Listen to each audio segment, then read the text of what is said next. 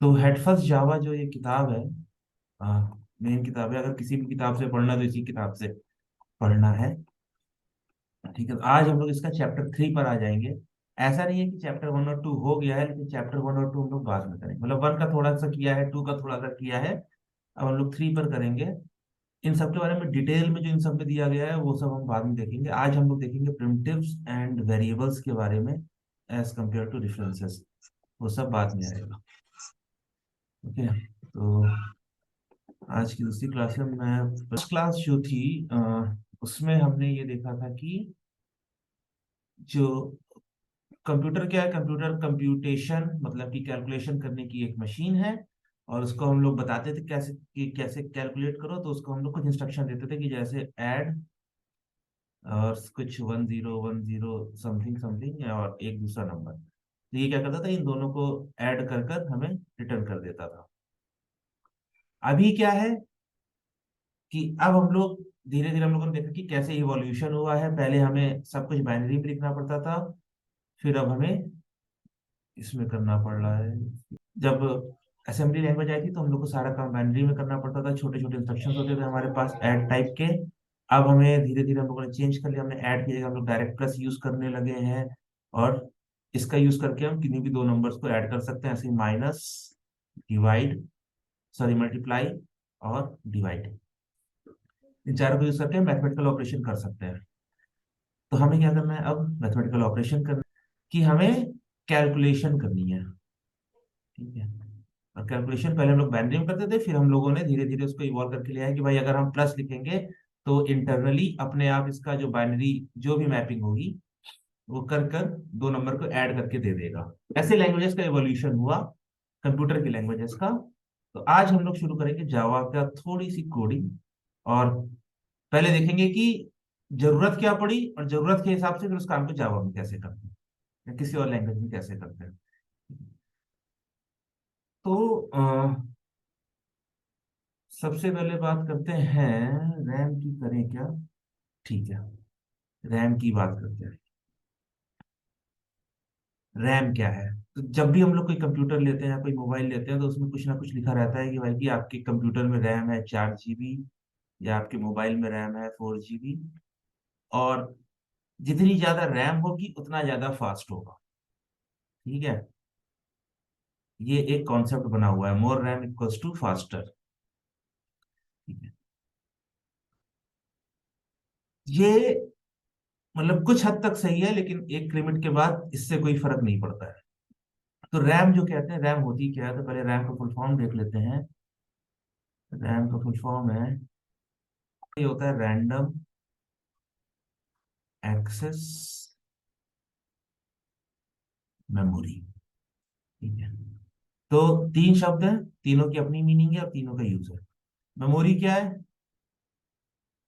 याददाश्त। और कंप्यूटर के लिए याददाश्त क्या है कि ऐसी जगह जहां पर वो कुछ सेव करके रख सके। ठीक है, हम लोग जैसे अपनी मेमोरी में कहते हैं, जो अपनी मेमोरी में सेव कर लो, जिससे तुम्हें बाद में जब जरूरत हो तो तुम उसको निकाल करके यूज कर सको। ठीक है, ऐसे ही कंप्यूटर में भी मेमोरीज होती हैं, कई डिफरेंट टाइप की होती हैं।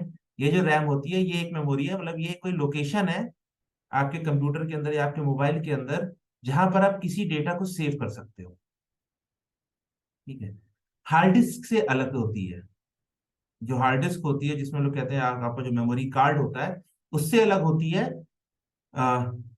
बट और उससे फास्ट होती है, लेकिन जो रैम होती है ये मच बेट मतलब ज्यादा फास्टर होती है उससे। ठीक है, तो ये एक मेमोरी होती है जिसके अंदर आप डेटा सेव कर सकते हो। बेसिकली ये ब्लॉक से बनी होती है, इस तरह के ब्लॉक्स हैं। एक ब्लॉक साइज आपका अराउंड 8 बिट या बाइट का होता है, उसके बारे में बात करते हैं अभी। दूसरी चीज जो इसमें है वो है रैंडम एक्सेस। रैंडम एक्सेस क्या है, इसका मतलब क्या है कि रैंडमली ये कहीं पर भी इसका पॉइंटर जा सकता है। एक से मुझे भी ढूंढने में दिक्कत हो रही है, मेरा पॉइंटर कहाँ पर है। टाइप नहीं करना है, रीजन नहीं करना है।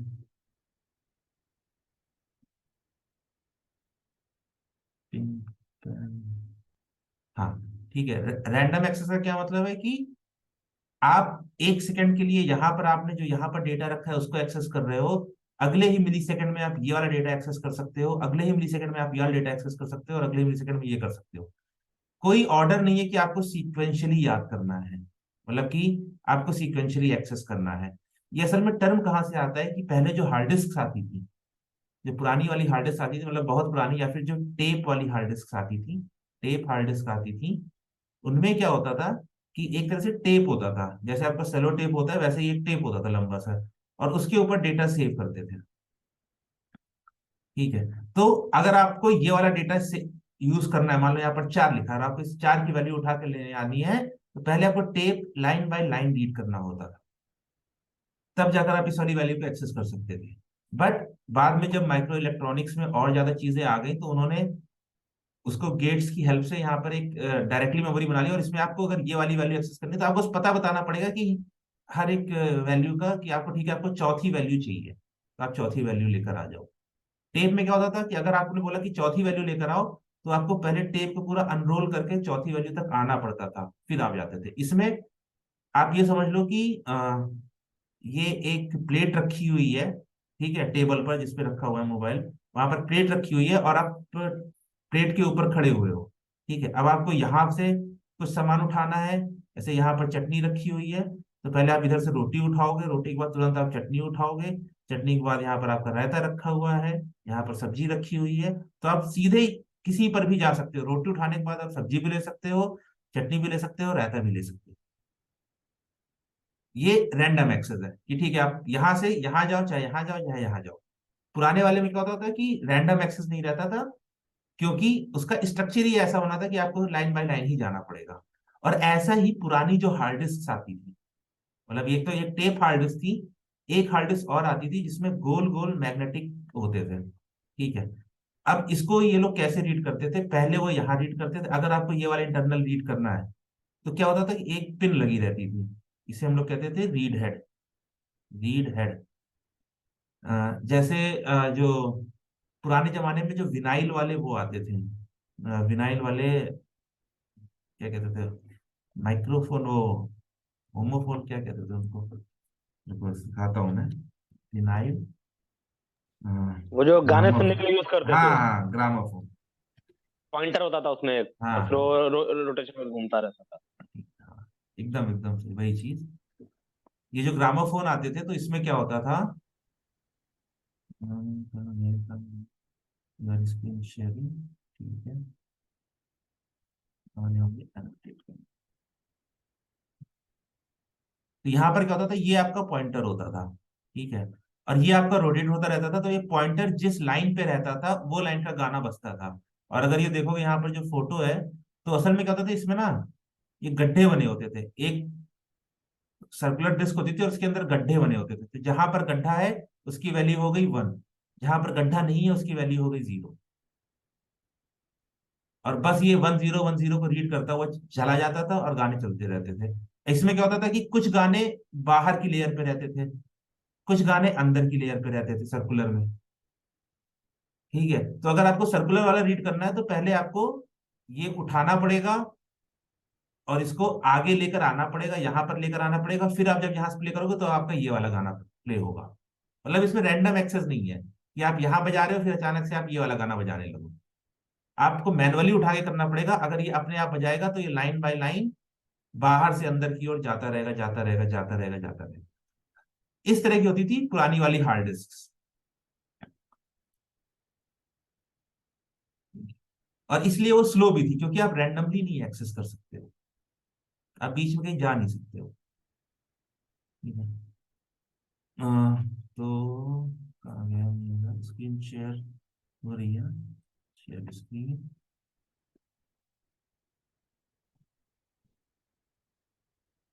यही कॉन्सेप्ट है कि रैम क्या होती है, रैम एक तरह की मेमोरी होती है जो कुछ डेटा को रखती है, और उसके बाद हमारे पास उसके डेटा को हम एक्सेस रैंडमली कहीं भी एक्सेस कर सकते हैं। अच्छा कैसे करती है, तो अगर मैं इसका ये बनाऊं कि रैम, अगर एक तरह से एक विजुअल रिप्रेजेंटेशन देखना चाहो तो क्या हो जाएगी, मान लो कि ये आपकी रैम है, ठीक है, पेन आ गया, बता सकते हैं। मान लो ये आपकी रैम है, इस रैम में क्या होगा ना, ब्लॉक्स बने होंगे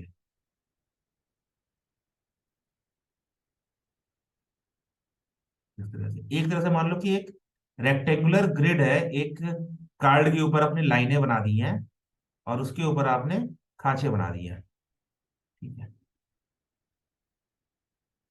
अब इस खांचे में आप पहले वाले इन सबका पता दे दिया है। कैसे पता दे दिया है? इसका एड्रेस है 0 1, सॉरी 0 8 16 32, सॉरी 16 के बाद 24, फिर 32, फिर 40, 48, 56 और 64। ठीक है, 64 के बाद क्या आ जाएगा, 72 आ जाएगा। मतलब 8 8 के गैप पर, 8 8 के गैप पर क्या वो मैं बताता हूँ अभी। बट ये मान लो कि हर एक ब्लॉक का तुमने ऐसे एक एड्रेस दे दिया है। ठीक है, तो ये 64 है तो ये मेरे ख्याल से 128 हो जाएगा, ये 196 हो जाएगा, ये 256 हो जाएगा, और ये 256 + 64 मतलब कुछ हो जाएगा। ठीक है, तो आपने खांचे बना रखे हैं। खांचे में अब आप यहाँ पर कोई भी वैल्यू रख सकते हो। जैसे यहाँ पर आपने रख दिया 25, यहाँ पर रख दिया 37, आपने यहाँ रख दिया 40।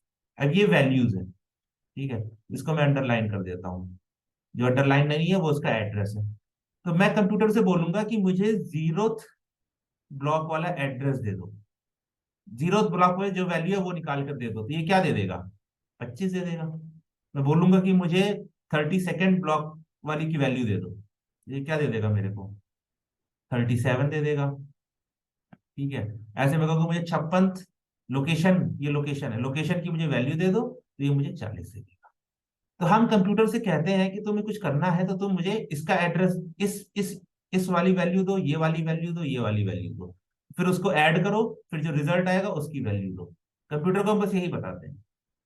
तो रैम कैसे होती है, रैम ऐसे डिवाइडेड होती है। ठीक है, और इसमें आपका रैंडम एक्सेस कहीं पर भी जा सकता है। वो इस वाले ब्लॉक की वैल्यू दे देगा, उसके बाद वो किसी और की वैल्यू दे देगा, उसके बाद ये किसी और की वैल्यू दे देगा।